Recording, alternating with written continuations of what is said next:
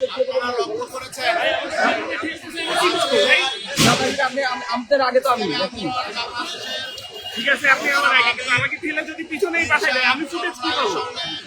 সাক্ষাৎ করার জন্য এসেছিলেন বাংলাদেশ জাতীয়তাবাদী দল বিএনপির সম্মানিত চেয়ারম্যান, আগামী দিনের বাংলাদেশের প্রধানমন্ত্রী জননেতা জনাব তারেক রহমান এবং তার সঙ্গে আরও ছিলেন জাতীয়তাবাদী দলের সম্মানিত মহাসচিব জনাব শফিকুল ইসলাম আলমগীর এবং বিএনপির অন্যান্য নেতৃবৃন্দ ছিলেন।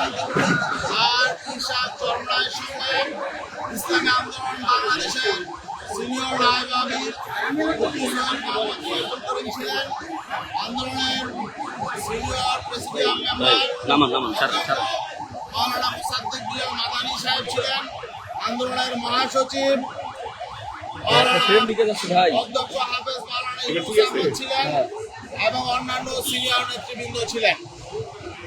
আজকে আপনারা হয়তো লক্ষ্য করেছেন প্রায় ৪৫ মিনিট পর্যন্ত দুই শীর্ষ নেতা আন্তরিক পরিবেশে, সৌহার্দ্যপূর্ণ পরিবেশে আলোচনা করেছেন। আজকে জনাব তারেক রহমান একটি নজির স্থাপন করেছেন। তিনি অতীত রাজনৈতিক কালচার থেকে বেরিয়ে এসে নতুন রাজনীতির বার্তা দিয়েছেন। এটা আমরা মনে করি আগামীতে বাংলাদেশে রাজনীতিতে সুবাতাস হয়ে যাবে ইনশাআল্লাহ। আমরা মনে করি জনাব তারেক রহমান তিনি নির্বাচনে সংখ্যাগরিষ্ঠতা পেয়েছেন। এখানে যদিও কিছু ত্রুটি বিচ্যুতি হয়েছে, এই বিষয়টা আমরা বলেছি যাতে এগুলো সুষ্ঠু তদন্ত হয়, নিরপেক্ষ তদন্ত হয়। তারপরেও যেহেতু তিনি সংখ্যাগরিষ্ঠতা পেয়েছেন, আগামী দিনে তিনি শপথ নেবেন প্রধানমন্ত্রী হিসাবে। আমরা মনে করি তিনি যে আন্তরিকতার পরিচয় দিয়েছেন, তিনি আমাদের নেতা পীর সাহেব চরমনায়ের সঙ্গে দেখা করতে এসেছেন এবং আগামীতে দেশ গঠনে তিনি সহযোগিতা চেয়েছেন। আমাদের নেতা পীর সাহেব চরমনাই তিনিও বলেছেন আপনারা ভালো কাজ করলে আমরা অবশ্যই পাশে থাকব। তবে যদি জনবিরোধী কোনো কাজ করেন, দেশ বিরোধী কোনো কাজ করেন, ইসলাম বিরোধী কোনো উদ্যোগ নেন, তাহলে কিন্তু আমরা যথাযথভাবে এর প্রতিবাদও করব। তিনি তা স্বাগত জানিয়েছেন। তিনি বলেছেন অবশ্যই রাজনীতি করবে, তবে প্রতিবাদ করার আগে, আন্দোলন করার আগে আমাদেরকে আলাপ আলোচনা চালিয়ে যেতে হবে। আমরা বলেছি অবশ্যই আমরা একটি নিয়মতান্ত্রিক রাজনৈতিক দল, আমরা অবশ্যই গঠনমূলক রাজনীতি করব। আমরা নিয়মতান্ত্রিক ভাবে সরকারকে কাজের পরামর্শ দিব এবং দেশ বিরোধী, জনবিরোধী কোন সিদ্ধান্ত নিলে আমরা তা আলাপ আলোচনার মাধ্যমে সমাধানের চেষ্টা করব। আর যদি সেই সমাধানের পথে সরকার যেতে না চায়, তাহলে অবশ্যই জনগণকে নিয়ে আমরা প্রতিবাদ করব ইনশাআল্লাহ।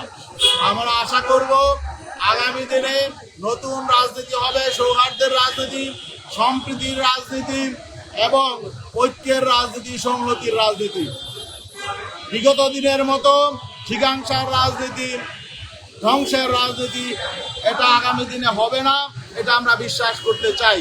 আমরা আরো বলেছি নির্বাচন পরবর্তী এবং নির্বাচন পূর্ববর্তী কিছু ঘটনা ঘটেছে, এখনো ঘটছে। তিনি বলেছেন আগামীকাল আমরা দায়িত্ব গ্রহণের পরে আমরা কঠোর হস্তে সব নিয়ন্ত্রণে নিব। আমরা তার কথায় আশ্বস্ত হতে চাই।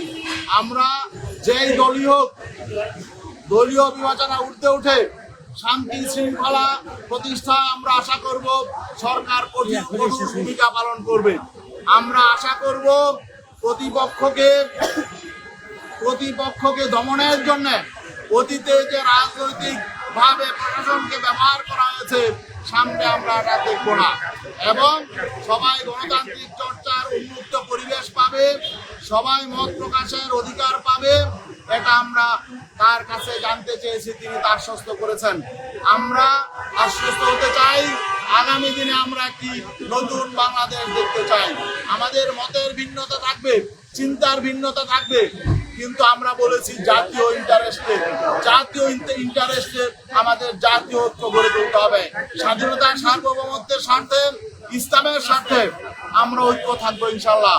তিনি বলেছেন, মরহুম প্রেসিডেন্ট জিয়াউর রহমান সংবিধানে যে বিসমিল্লাহ দিয়েছিল, সেই বিসমিল্লাহ পুনর্বহাল করবে।